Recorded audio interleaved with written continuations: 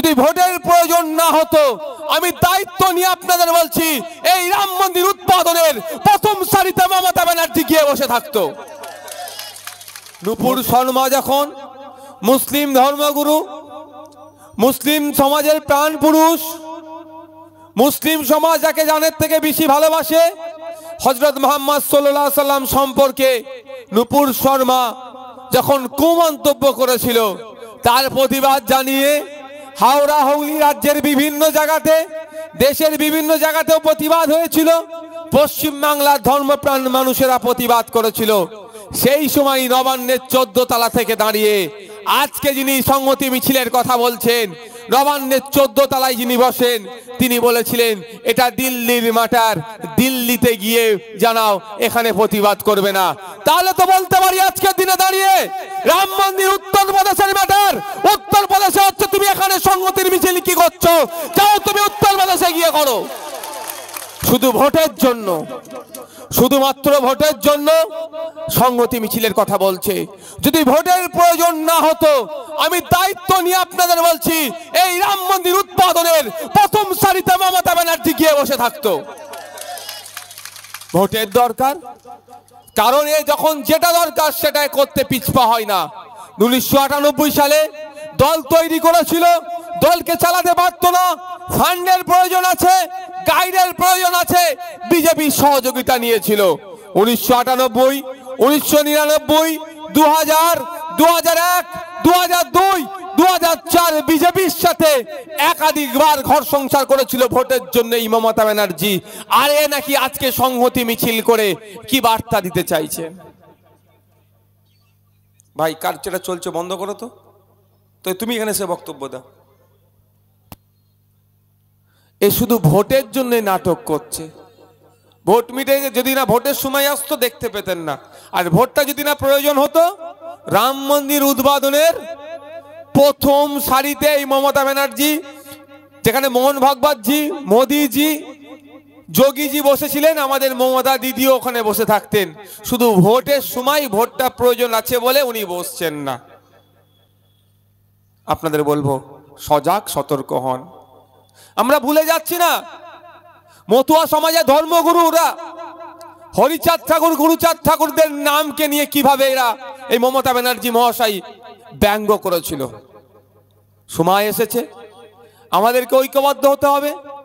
যারা হরিচাঁদ ঠাকুর, গুরুচাঁদ ঠাকুরের নামকে নিয়ে ব্যঙ্গ করেছে তাদের যেমন জবাব দেব, ঠিক একইভাবে যারা নুপুর শর্মার বিরুদ্ধে যখন প্রোটেস্ট করছিল, দিল্লির ম্যাটার, দিল্লিতে গিয়ে তুমি প্রতিবাদ জানাও বলেছিল, তাকেও কিন্তু সময়ে জবাব দিতে হবে।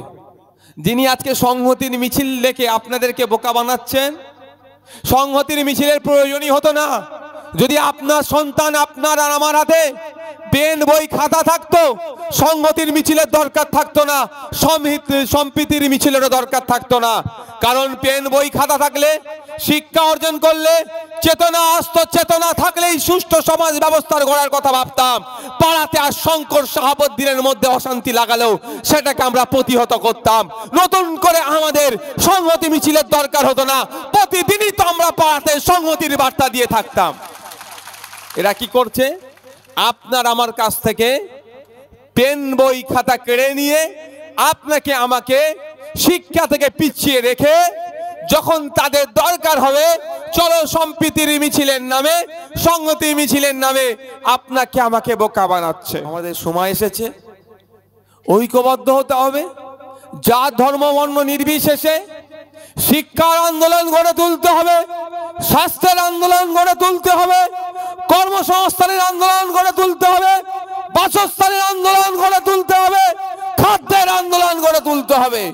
আজকে ভাবতে অবাক লাগছে, সংখ্যালঘু থেকে শুরু করে সংখ্যালঘু সবার কাছে আমি বলছি, ভাবতে অবাক লাগছে ক্ষুধার সূচকে, অর্থাৎ ভারতবর্ষে এত ক্ষুধার্তের পরিমাণ আছে, অর্থাৎ এত মানুষ ভুকা থাকে, খালি পেটে থাকে।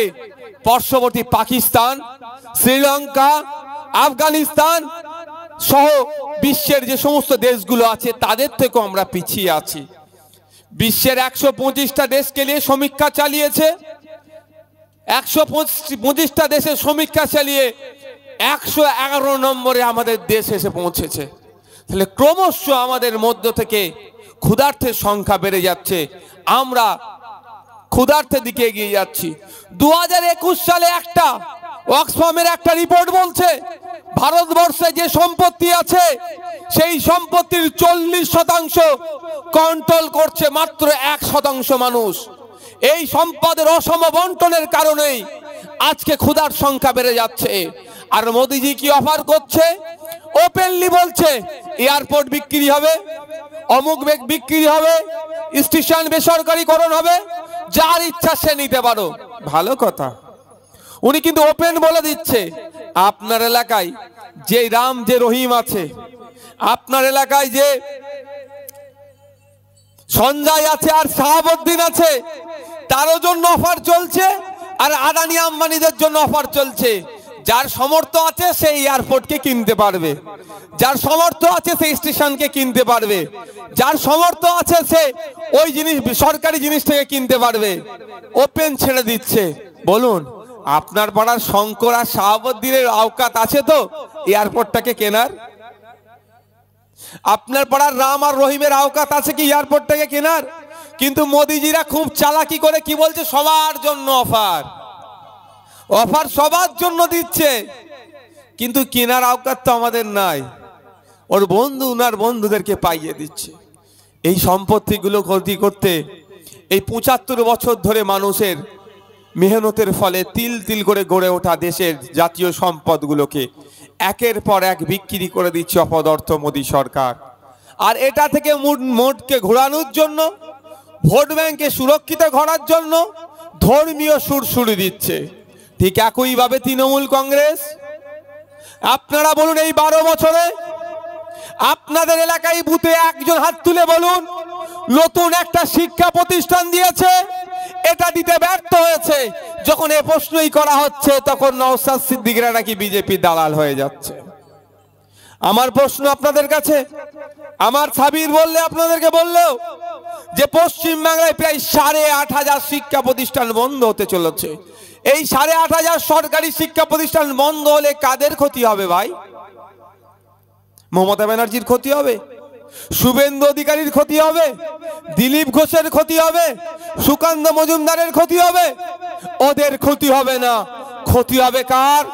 আপনার পাড়ার যিনি ভ্যান চালিয়ে খাওয়ায়, ভ্যান টেনে খায়, যে ডে লেবার, যে দর্জি শ্রমিক, সেই শঙ্কর, সেই শাহাবুদ্দিন, তাদের ক্ষতি হবে। তাই আপনাদের বলবো, এরা চাই কিরা তৃণমূল কি বিজেপি আপনাদের পাড়ার রাম রহিম এক জায়গায় না থাকে, শঙ্কর শাহাবুদ্দিন এক জায়গায় না থাকে, আপনার পাড়ার ফাতেমা দুর্গা এক জায়গায় না থাকে, যাতে বিভেদ করিয়ে দিয়ে তাদেরকে আলাদা রাখা যায়, তাহলে তাদের স্বার্থ চরিতার্থ করা যাবে। আমি আপনাদের কাছে বলবো, আপনার পাড়াতে যদি রাম রহিম এক জায়গাতে থাকে, শাহাবুদ্দিন শঙ্কর এক জায়গাতে থাকে, ফাতেমা দুর্গা যদি এক জায়গাতে থাকে আপনার পাড়ার, তাহলে এই সরকারি শিক্ষা প্রতিষ্ঠানগুলো বন্ধ করার সাহস মমতা ব্যানার্জি থেকে শুরু করে মোদিজিও পারবে না। আর আমাদের মধ্যে যাতে আমরা বিভেদের মধ্যে থাকি, আলাদা থাকি, একে অপরকে শত্রু হিসাবে দেখি, তার জন্য আমাদের মধ্যে বিভেদের বীজ বপন করা হচ্ছে। ক্ষতিগ্রস্ত কারা হবে? ওই যারা দর্জি শ্রমিক, বা সকালে এখান থেকে হাওড়া জেলার এই সাইডে অনেক কাঠের ভালো ভালো মিস্ত্রি আছে, অনেক রং মিস্ত্রি আছে, বিভিন্ন কাজে যারা ট্রেন ধরে কলকাতার দিকে যায়, কি শঙ্কর কি শাহাবুদ্দিন, তার ক্ষতি হচ্ছে, তার সন্তানের ক্ষতি হচ্ছে। কারণ এই সরকারি শিক্ষা প্রতিষ্ঠানগুলো বন্ধ হয়ে গেলে কি হবে? এমনি পড়ে থাকবে নাকি?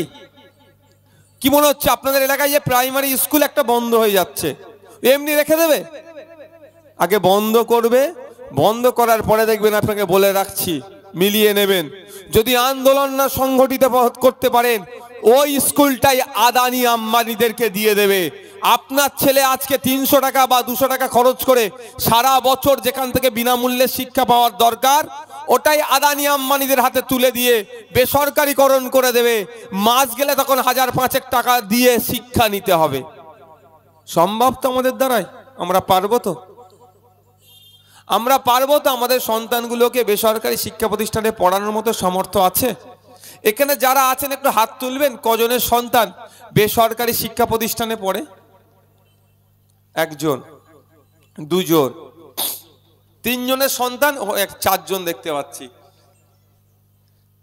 তাহলে এখানে হাজার খানেক প্রায় মানুষ আছে, এখানে মাত্র 4 থেকে 5 জনের সন্তান বেসরকারি শিক্ষা প্রতিষ্ঠানে পড়ে। এনাদের একটু টাকা পয়সা আছে বলে পড়ে। তাহলে ম্যাক্সিমামটাই কি আছে, আমরা আমাদের সন্তানগুলো কোথায় পড়ে? বেসরকারি, সরকারি স্কুলে। সেই সরকারি স্কুল যদি বন্ধ হয়ে যায় তাহলে আমাদের সন্তানদের পড়াশোনা কি হবে? যিনি আজকে সংহতির মিছিল দেখে আপনাদেরকে বোকা বানাচ্ছেন, সংহতির মিছিলের প্রয়োজনই হতো না যদি আপনার সন্তান, আপনার আর আমার হাতে পেন বই খাতা থাকতো। সংহতির মিছিলের দরকার থাকতো না, সম্প্রীতির মিছিলেরও দরকার থাকতো না। কারণ পেন বই খাতা থাকলে, শিক্ষা অর্জন করলে, চেতনা আসতো, চেতনা থাকলেই সুষ্ঠু সমাজ ব্যবস্থার গড়ার কথা ভাবতাম। পাড়াতে আর শঙ্কর শাহাবুদ্দিনের মধ্যে অশান্তি লাগালেও সেটাকে আমরা প্রতিহত করতাম। নতুন করে আমাদের সংহতি মিছিলের দরকার হতো না, প্রতিদিনই তো আমরা পাড়াতে সংহতির বার্তা দিয়ে থাকতাম। এরা কি করছে? আপনার আমার কাছ থেকে পেন বই খাতা কেড়ে নিয়ে আপনাকে আমাকে শিক্ষা থেকে পিছিয়ে রেখে যখন তাদের দরকার হবে চলো সম্প্রীতির মিছিলের নামে, সংহতি মিছিলের নামে আপনাকে আমাকে বোকা বানাচ্ছে। এটা তো চাইছে আপনাকে আমার হাত থেকে বই পেন খাতা কেড়ে নিয়ে পরিবর্তে কি দেবে? আপনি খোঁজ নিয়ে দেখুন, 12 বছরে বুতে বুতে স্কুল দেখতে পাইনি, কিন্তু কি দেখেছি ভাই? আস্তে কথা বলো না, আমি এমনি বলছিলাম 5 মিনিট বক্তব্য দিয়ে চলে যাবো, আমার শরীরটা ভালো নয় গত রাত থেকে। উনি হয়তো ভাবছে সাব বলা 5 মিনিট বলকে ছোড় দেগা, আমি কি কন্টিনিউ কর রে। তো কি বলছিলাম, বুতে বুতে 12 বছরে, এই সরকার 12 বছরের সরকার চলছে তো, রাজ্য সরকার। একজন বুথের হাত তুলে বলুন আপনাদের বুথে নতুন স্কুল হয়েছে? কিন্তু আমি দায়িত্ব নিয়ে বলতে পারি বুথে নতুন ক্লাব সরকারের পক্ষ থেকে করে দেওয়া হয়েছে। আমি দায়িত্ব নিয়ে বলতে পারি ওই ক্লাবের টিভির ব্যবস্থা করে দেওয়া হয়েছে। আমি দায়িত্ব নিয়ে বলতে পারি ক্লাবে ক্রামোটো দেওয়া হয়েছে। আমি দায়িত্ব নিয়ে বলতে পারি মাঝে মাঝে ফিস্টি হলে সরকার পক্ষ থেকে টাকাও দেয়, প্রয়োজনে মদ খাওয়ার টাকা চাইলে সেটাও দেবে এরা। কিন্তু ওই ক্লাবের যারা দায়িত্বশীলেরা আছে তাদেরকে সম্মান জানিয়ে বলছি, আপনি একবার ওই যে বন্ধু ফিস্টির জন্য টাকা দিচ্ছে তাকে বলুন তো আমাদের এখানে প্রাইমারি স্কুলে একটা টিচার নাই, নিয়োগ কবে হবে? আপনাকে আর সম্পর্ক রাখবে না। আপনি বলুন তাকে আমাদের প্রাইমারি স্কুলে যে বাচ্চাগুলো যায় টেবিল চেয়ার ঠিক নাই, 2টো টেবিল চেয়ারের ব্যবস্থা করে দিন তো, ও করবে না। আপনি বলুন যে চক ডাস্টার ঠিক মতো তাদেরকে সার্ভ করা হচ্ছে না, পাচ্ছে না, চক ডাস্টারের ব্যবস্থা করে দিন তো, আপনাদেরকে দেবে না। কিন্তু মদ খাওয়ার জন্য টাকা চান, টিভি কেনার জন্য টাকা চান, গ্রাম্যটার জন্য টাকা চান, ক্লাবকে পাকা করবেন তার জন্য টাকা চান, সব দিয়ে দেবে। শিক্ষা প্রতিষ্ঠানের মান উন্নয়ন হোক এটা বললে ওরা দেবে না। কারণটা কি? কাগে কান নিয়ে চলে গেছে বললে আমরা কাগের দিকে তাকাচ্ছি। আর আমরা যদি কানের দিকে তাকাই এদের রাজনৈতিক ব্যবসাতে ভাটা পড়ে যাবে। এরা আপনাকে আমাকে সিএর ভয় দেখিয়ে ভোটটা নিয়ে নিচ্ছে। আমার প্রশ্ন,